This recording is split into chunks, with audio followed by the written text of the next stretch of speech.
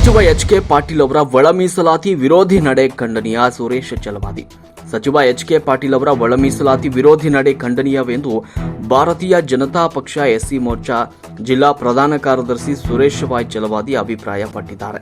ಈ ಕುರಿತು ಪತ್ರಿಕಾ ಹೇಳಿಕೆ ನೀಡಿರುವ ಅವರು, ರಾಜ್ಯ ಕಾನೂನು ಮತ್ತು ಸಂಸದೀಯ ವ್ಯವಹಾರಗಳ ಸಚಿವರಾದ ಎಚ್.ಕೆ. ಪಾಟೀಲ್ ಅವರು ಇತ್ತೀಚಿನ ದಿನಗಳಲ್ಲಿ ಗದಗ ಜಿಲ್ಲಾ ಒಳ ಮೀಸಲಾತಿ ವಿರೋಧಿ ಹೋರಾಟ ವೇದಿಕೆಯಲ್ಲಿ ಭಾಗವಹಿಸಿ ನಿಮ್ಮ ಪರವಾಗಿ ನಾನಿದ್ದೇನೆ, ನಿಮ್ಮ ಪರವಾಗಿ ನಾನು ಕ್ಯಾಬಿನೆಟ್ನಲ್ಲಿ ಧ್ವನಿ ಎತ್ತುತ್ತೇನೆ. ಅಷ್ಟೇ ಅಲ್ಲದೆ ನಿವೃತ್ತ ನ್ಯಾಯಮೂರ್ತಿ ನಾಗಮೋಹನ್ ದಾಸ್ ಅವರನ್ನು ಭೇಟಿ ಮಾಡಿ ಸಲಹೆಗಳನ್ನು ಪಡೆದುಕೊಳ್ಳುವುದರ ಜೊತೆಗೆ ನಿಮಗೆ ನ್ಯಾಯವನ್ನು ಒದಗಿಸುವಲ್ಲಿ ನಾನು ಪ್ರಮುಖ ಪಾತ್ರ ವಹಿಸುತ್ತೇನೆ ಹಾಗೂ ತಾವುಗಳು ಬಹಳ ಬುದ್ಧಿವಂತಿಕೆಯಿಂದ ಈ ಸಮಸ್ಯೆಯನ್ನು ಬಗೆಹರಿಸಿಕೊಳ್ಳಲೇಬೇಕು ಅಂತ ಹೇಳುವ ಮೂಲಕ ಸಚಿವರು ಒಳ ಮೀಸಲಾತಿಯನ್ನು ಬಹಳ ಸೂಕ್ಷ್ಮವಾಗಿ ವಿರೋಧಿಸಿದ್ದಾರೆ ಅಂತ ಆರೋಪಿಸಿದರು.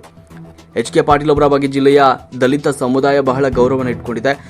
ಕಾನೂನು ಸಚಿವರು ನಮ್ಮ ಜಿಲ್ಲೆಯವರು ನಮ್ಮ ಪರವಾಗಿ ನಿಲ್ಲುತ್ತಾರೆ ಅಂತ ಈ ಸಂದರ್ಭದಲ್ಲಿ ಅವರು ಆಶಾಭಾವನೆಯೊಂದಿಗೆ ದಲಿತ ಸಮುದಾಯದ ಜನತೆಗೆ ಸಚಿವರ ಬಾಯಿಂದ ಇಂತಹ ನುಡಿಗಳನ್ನು ಕೇಳಿದಾಗ ದಲಿತ ಸಮುದಾಯಕ್ಕೆ ಆತಂಕ ಎದುರಾಗಿದೆ. ಸಚಿವರು ತಮ್ಮ ಮಾತನ್ನ ಹಿಂತೆಗೆದುಕೊಂಡು ಒಳ ಮೀಸಲಾತಿ ಜಾರಿಗೊಳಿಸುವಲ್ಲಿ ಪ್ರಮುಖ ಪಾತ್ರ ವಹಿಸಿ ಜಿಲ್ಲೆಯ ದಲಿತ ಸಮುದಾಯ ತಮ್ಮ ಮೇಲಿಟ್ಟಿರುವ ಗೌರವವನ್ನು ಉಳಿಸಿಕೊಳ್ಳಬೇಕು ಅಂತ ಹೇಳಿದರು. ಒಳ ಮೀಸಲಾತಿ ಜಾರಿಗಾಗಿ ಕಳೆದ 3 ದಶಕಗಳಿಂದಲೂ ಕೂಡ ನಿರಂತರವಾದ ಹೋರಾಟ ನಡೀತಾ ಇದೆ. ಈ ಹೋರಾಟದಲ್ಲಿ ಭಾಗಿಯಾಗುವ ಸಂದರ್ಭದಲ್ಲಿ ಸಾಕಷ್ಟು ದಲಿತ ಸಮುದಾಯದ ಜನ ರಸ್ತೆ ಅಪಘಾತದಲ್ಲಿ ಪ್ರಾಣವನ್ನು ಕಳೆದುಕೊಂಡಿದ್ದಾರೆ. ಅಷ್ಟಾದರೂ ಕೂಡ ಸರ್ಕಾರ ತನ್ನ ಕುರುಡುತನ ಪ್ರದರ್ಶನ ಮಾಡಿರುವುದು ವಿಪರ್ಯಾಸದ ಸಂಗತಿ. ಆಗಸ್ಟ್ 1, 2024 ಸುಪ್ರೀಂ ಕೋರ್ಟ್ ಒಳ ಮೀಸಲಾತಿ ಆಯಾ ರಾಜ್ಯ ಸರ್ಕಾರ ಜಾರಿಗೊಳಿಸಬಹುದು ಎಂಬ ಮಹತ್ವದ ತೀರ್ಪನ್ನು ನೀಡಿ ಆದೇಶ ನೀಡಿದೆ. ತೀರ್ಪು ನೀಡಿ 5 ತಿಂಗಳು ಗತಿದರೂ ಕೂಡ ರಾಜ್ಯ ಸರ್ಕಾರ 5 ತಿಂಗಳಾದರೂ ಕೂಡ ರಾಜ್ಯ ಸರ್ಕಾರ ಒಳ ಮೀಸಲಾತಿ ಜಾರಿಗೊಳಿಸದೇ ಇರುವುದು ಇವರ ಒಳ ಮೀಸಲಾತಿ ವಿರೋಧಿ ನೀತಿಯನ್ನು ಎತ್ತಿ ತೋರಿಸ್ತಾ ಇದೆ. Doctor B R. ಅಂಬೇಡ್ಕರ್ ಅವರ ಕಾಲದಿಂದ ಹಿಡಿದು ಪ್ರಸ್ತುತ ದಿನಮಾನದವರೆಗೂ ಕೂಡ ಕಾಂಗ್ರೆಸ್ ದಲಿತರಿಗೆ ಒಂದಿಲ್ಲ ಒಂದು ರೀತಿಯಲ್ಲಿ ವಂಚಿಸ್ತಾ ಬಂದಿದೆ. ರಾಜ್ಯ ಕಾಂಗ್ರೆಸ್ ಸರ್ಕಾರ ಅಧಿಕಾರದ ಗದ್ದುಗೆ ಏರುವ ಸಂದರ್ಭದಲ್ಲಿ ನಾವು ದಲಿತ ಅಹಿಂದ ಹಿಂದೂಗಳ ಪರ ಅಂತ ಒಲಕೆ ರಾಜಕಾರಣ ಮಾಡುತ್ತೆ. ಅಧಿಕಾರಕ್ಕೆ ಬಂದ ಮೇಲೆ ಪಂಚ ಗ್ಯಾರಂಟಿಗಳ ಅನುಷ್ಠಾನಕ್ಕಾಗಿ ದಲಿತರ ಮೀಸಲು ಹಣ ಕಬಳಿಸಿ ದಲಿತರಿಗೆ ವಂಚಿಸ್ತಾ ಇದೆ.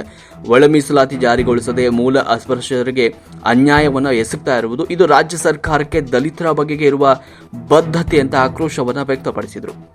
ಒಳ ಮೀಸಲಾತಿ ಪಟ್ಟಿಯಿಂದ ಅಸಮಾಧಾನಕ್ಕೆ ಒಳಗಾದ ಕೆಲವು ಸಹೋದರ ಸಮುದಾಯಗಳಿಗೆ ಅನ್ಯಾಯವೆಸಗುವ ಉದ್ದೇಶ ನಮ್ಮದಲ್ಲ. ಆದರೆ 100 ವರ್ಷಗಳ ಕಾಲ ಸಾಮಾಜಿಕ, ಆರ್ಥಿಕ ಹಾಗೂ ರಾಜಕೀಯ ಪ್ರಾತಿನಿಧ್ಯ ಸಿಗದೆ ಅವಕಾಶ ವಂಚಿತ ಎಡ ಮತ್ತು ಬಲ ಸಮುದಾಯಗಳಿಗೆ ಜಾತಿ ಜನಸಂಖ್ಯಾವಾರು ಒಳ ಮೀಸಲಾತಿ ಕಲ್ಪಿಸಿ ಸರ್ವರಿಗೂ ಸಾಮಾಜಿಕ ನ್ಯಾಯ ಸಿಗಬೇಕು ಎನ್ನುವುದು ನನ್ನ ವೈಯಕ್ತಿಕ ಅಭಿಪ್ರಾಯ ಅಂತ ಹೇಳಿದರು.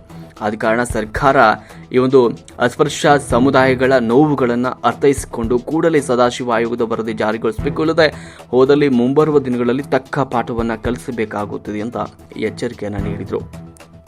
ವರದಿ ಅಂದಪ್ಪ ಮಾದರ್, ರಾಷ್ಟ್ರಕ್ರಾಂತಿ ನ್ಯೂಸ್, ಗದಗ. ಆದರೆ ಇವತ್ತು ಸುಪ್ರೀಂ ಕೋರ್ಟ್ನವರು ಆಗಸ್ಟ್ 1ನೇ ತಾರೀಕಿಗೆ ನೀಡಿರ್ತಕ್ಕಂಥ ಆ ಒಂದು ವರದಿ ಒಳಗೆ, ತೀರ್ಪಿನೊಳಗೆ, ನೀವು ಒಳ ಮೀಸಲಾತಿಯನ್ನು ಮಾಡೋದಕ್ಕೆ ರಾಜ್ಯಗಳಿಗೆ ವಹಿಸಲಾಗಿದೆ. ಎಂಪಿರಿಕಲ್ ಡಾಟಾ ಬೇಕು. ಎಂಪಿರಿಕಲ್ ಡಾಟಾ ಎಲ್ಲೆಲ್ಲಿ ಸಿಗುತ್ತೆ ಅನ್ನೋದು ಕೆಲವಾರು ಮಾನದಂಡಗಳಿವೆ, ಅವುಗಳನ್ನು ನೋಡಿ. ಆದರೆ ಒಂದು ಚಂದ್ರವರು ಹೇಳ್ತಿದ್ರು, ರಾಜಕೀಯ ಮುಖಂಡಗಳೆಲ್ಲ ಸೇರಿ ಏನಾಗಬೇಕು, ಎಲ್ಲಿ ಹೆಚ್ಚಿಗೆ ಆಗ್ಬೇಕು, ಎಲ್ಲಿ ಕಡಿಮೆ ಆಗ್ಬೇಕು, ಇವನು ಸಹಿತ ಎಲ್ಲರೂ ನೋಡ್ತಾ ಇದ್ದಾರೆ, ಎಲ್ಲರೂ ಮಾತಾಡ್ತಾ ಇದ್ದಾರೆ. ಯಾಕಂದ್ರೆ ಸುಪ್ರೀಂ ಕೋರ್ಟ್ನೊಳಗೆ ಒಂದು ನಿರ್ಣಯ ಬಂದ ಮೇಲೆ ನಾ ಅದ್ರ ವಿರುದ್ಧ ಈಗೆಲ್ಲ ಹೇಳಿದೆ ಅಂತ ತಿಳ್ಕೊಡಿ. ನೀವೇ ನನಗೆ ಕೇಳ್ತೀರಿ ಹೆಂಗ್ ಮಾಡ್ತೀರಿ ಹಂಗಾರ ಅಂತೇಳಿ. ಆಮೇಲೆ ನೀವು ಯಾರು ನನಗೆ ಜೊತೆಗೆ ಸಂಪರ್ಕ ಇದ್ದವ್ರು ಇದ್ದೀರಿ, ನಿಮಗೆಲ್ಲ ಗೊತ್ತಿದೆ. ಅದು ನಿಮ್ಮ ಮನಸ್ಸಿಗೆ ಹಿಡಿಸಲೇ ಇರಲಿ, ಇದ್ದದ್ದನ್ನು ಹೇಳ್ತೀವಿ. ಯಾಕಂದ್ರೆ ನಾನು ಮುಂಜೆ ನಿಮ್ಮ ಮಕ್ಕ ನೋಡ್ಬೇಕು, ನೀವು ನನ್ನ ಮಕ್ಕ ನೋಡ್ಬೇಕು. ಯಾವುದು ಅಕ್ಕತಿ ಅದನ್ನ ಅಕ್ಕತಿ ಅಂತ ಹೇಳ್ತೀನಿ. ಇಲ್ಲೇನು ವಕೀಲರು ಅದಲ್ಲ, ನಮ್ಮ ರವೀಂದ್ರ ನಾಯಕ್ ವಕೀಲರು, ಅಂಗಡಿ ವಕೀಲರು, ಭಜಂತ್ರಿ ವಕೀಲರು, ಮತ್ತಾರು ವಕೀಲರು, ರಾಮಣ್ಣ ವಕೀಲರಲ್ಲ, ಇವ್ರೇನು ವಕೀಲರು ಅದಲ್ಲ. ಸಂವಿಧಾನದ ಅಡಿಯೊಳಗ ಎಚ್.ಕೆ. ಪಾಟೀಲ್ರ ಹಿಂಗ್ ಮಾಡಕ್ ಬರ್ತ ನೋಡ್ರಿ, ಇದನ್ನ ಹಿಂಗ ಮಾಡ್ರಿ, ಈ ಸಂವಿಧಾನ ಪುಸ್ತಕ ಪೇಜ್ ಹೊರಸ್ರಿ, ತೋರಿಸ್ರಿ, ಹಿಂಗ್ ಮಾಡ್ರಿ. ನಾನು ನಿಮ್ಮ ದೊಡ್ಡ ವಕೀಲನಾಗಿ ನಿಮ್ಮ ಮಾತನ್ನ ಮೈಕ್ನಾಗ ಹೇಳಿದಷ್ಟು ಇವತ್ತಷ್ಟು ಜೋರಾಗಿ ಹೇಳ್ತೇನೆ, ಅಷ್ಟು ಕ್ಯಾಬಿನೆಟ್ ಹೇಳ್ತೇನೆ ಅನ್ನೋ ಮಾತನ್ನ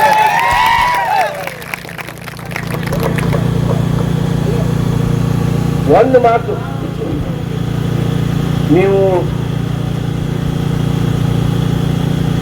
ಬುದ್ಧಿವಂತಿಕೆಯಿಂದ ಈ ಸಮಸ್ಯೆಯನ್ನು ಬಗೆಹರಿಸಿಕೊಳ್ಳಲೇಬೇಕು. ಅದಕ್ಕಾಗಿ ನಾಗಮೋಹನ್ ದಾಸ್ ಹತ್ರ ನಿಮ್ಮದೇ ಆಗಿರ್ತಕ್ಕಂಥ ಎಲ್ಲ ಅಂಕಿ ಅಂಶ ವಿಷಯ ಇಟ್ಕೊಂಡು ಅವ್ರ ಹತ್ರ ಕೂತು ಚರ್ಚೆ ಮಾಡಬೇಕು. ಆ ಚರ್ಚೆ ಮಾಡೋದಕ್ಕೆ ಅವ್ರಿಗೆ ನಿಮ್ಮ ಮಾಹಿತಿ ಪೂರ್ಣ ತಲುಪಿಸೋದಕ್ಕೆ ನಾನು ನಿಮ್ಮ ವಕೀಲನಾಗಿ ಕೆಲಸ ಮಾಡ್ತೀನಿ ಅನ್ನೋ ಮಾತನ್ನೇ ಹೇಳ್ತೀನಿ.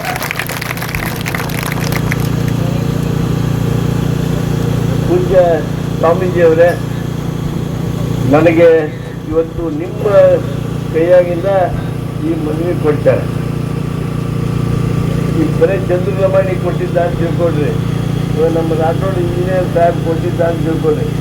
ನೀವು ಇದ್ದಾಗ ನಿಮ್ಮ ಸರ್ಕಾರದಾಗ ಒಂದು ಮಾಡ್ತೀರಿ, ಈಗ ಹಿಂಗೆ ಹೇಳ್ತೀರಲ್ವ ಅಂತ ಅಂದ್ಬಿಡ್ತೀನಿ ನಾನು.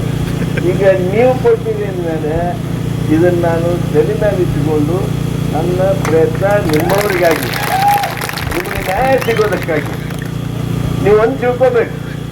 ಎಸ್ ಸಿ ಸಮಾಜದೊಳಗೆ ಈಗ ಆಂಜನೇಯ ತನ್ನ ನೂರು ತೋಡ್ಕೊತಿದ್ದ. ಏನು ನೂರು ತೋಡ್ಕೊತಿದ್ದವ? ಅವ ತಹಸೀಲ್ದಾರ್ ಲಿಸ್ಟ್ ಹಾಕ್ಬಿಡೆ, ಇಂಜಿನಿಯರ್ ಲಿಸ್ಟ್ ಹಾಕ್ಬಿಡೆ. ನೋಡ್ರಿ, ನಮ್ಮ ಒಬ್ಬರು ಇಲ್ಲ ಅಂತ ಅಲ್ಲಿ ಲಿಸ್ಟ್ ತೊಗೊಂಡ್ಬಂದಿರ್ತಾನೆ. ಹೌದಪ್ಪ, ಅದೇ ನೀವು ಮತ್ತು ಓದ್ಬೇಕು, ಶಾಣೆರ್ ಆಗ್ಬೇಕು ಅಂತ ಹೇಳ್ತಿರ್ತೀವಿ. ಹಂಗ ಈ ಉಪಜಾತಿಗಳೊಳಗೆ ಒಂದೊಂದು ವರ್ಗಗಳಿಗೆ ಏನೂ ಪ್ರಾತಿನಿಧ್ಯ ಸಿಕ್ಕಿರಲಿಲ್ಲ. ಹಾಗಾಗಿ ಸುಪ್ರೀಂ ಕೋರ್ಟ್ ಸಹಿತ ಆ ನಿರ್ಣಯಕ್ಕೆ ಬಂದಿದೆ. ಅನಿವಾರ್ಯ. ಆದರೆ ಇದರೊಳಗೆ ಹೇಗೆ ನಾವು ನ್ಯಾಯ ಪಡೆದುಕೊಳ್ಬೋದು, ಆ ನ್ಯಾಯ ಪಡೆದುಕೊಳ್ಳೋದಕ್ಕೆ ನಾವು ನೀವು ಕೂಡಿ ಹೋರಾಟ ಮಾಡೋಣ.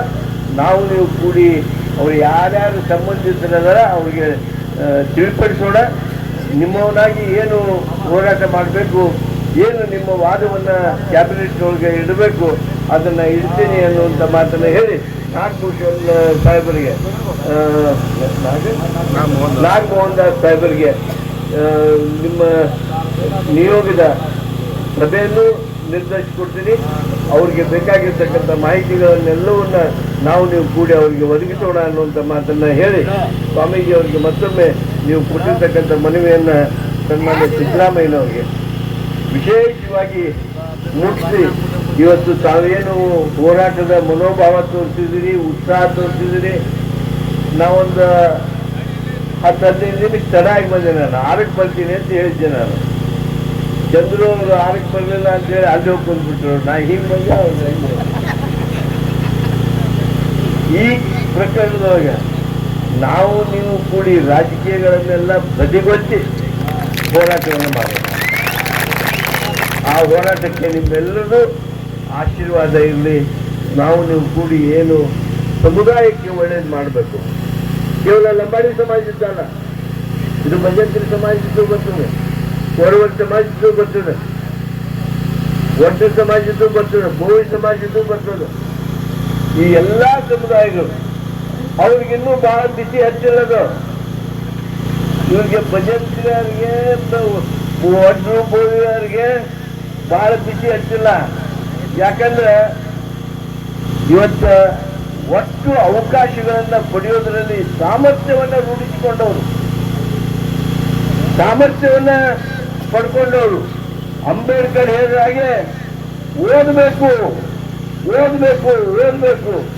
ಆ ಓದೋದನ್ನ ಮಾಡಿರ್ತಕ್ಕಂಥ ಲಂಬಾಣಿ ಸಮಾಜದವ್ರಿಗೆ ಇವತ್ತು ನಾನು ನನ್ನ ವಿಶೇಷ ಅಭಿನಂದನೆ ಸಲ್ಲಿಸ್ತೀನಿ. ನಿಮಗೆ ಅದನ್ನು ಹೆಚ್ಚಿಗೆ ಆಗ್ತಾ ಇದೆ, ನಮಗೆ ಅರ್ಥ ಆಗ್ತೈತಿ. ಆದಾಗ್ಯೂ ಅದನ್ನು ಹೇಗೆ ಏನು ಮಾಡಬೇಕು ಅನ್ನೋದ್ರ ಬಗ್ಗೆ ನಿಮ್ಮೆಲ್ಲ ಹಿರಿಯರನ್ನ ಕರ್ಕೊಂಡು ಮಾತನಾಡಿ ನಾವು ನಮ್ಮ ಕೆಲಸವನ್ನು ಮುಂದುವರಿತೀವಿ ಅನ್ನುವಂಥ ಮಾತನ್ನು ಹೇಳಿ ತಮಗೆ ಕೈ ಮುಗಿದು ನನ್ನ ಮಾತು. ಎಲ್ಲ ಸರ್ ಇವತ್ತು